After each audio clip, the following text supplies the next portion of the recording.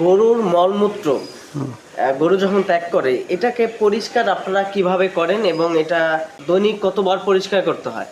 আমরা অনেক অনেক সময় পরিষ্কার করি, ঘর যতটা পরিষ্কার রাখি আমরা অনেক সময় ডেলি 3 বার পরিষ্কার করতে হয় আর কি, 3 বার 4 বার দু এক সময়। আর একটু বলেন, আমাদের মেশিন আছে, মেশিন দিয়ে আমরা পানি দেওয়ার ব্যবস্থা করি। হ্যাঁ, মেশিন আছে, মেশিন দিয়ে আমরা পানি দেওয়ার ব্যবস্থা করি, 2 বার 3 বার এরকম পরিষ্কার রাখি আর কি ঘর।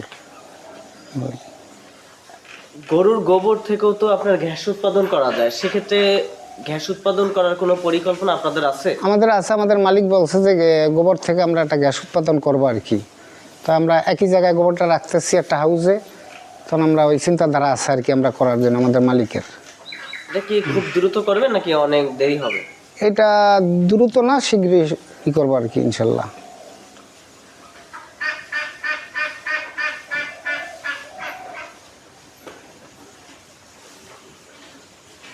গরুর দু একটা রোগের কথা বলতে পারবেন?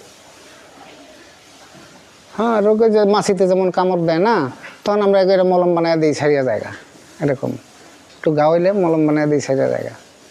রোগের নাম নাম খুরা রোগ হয় ঠায়, এগুলি তো ওষুধ মষুধ দিলেই জায়গা, এবং ডাক্তার ডুক্তার আসে।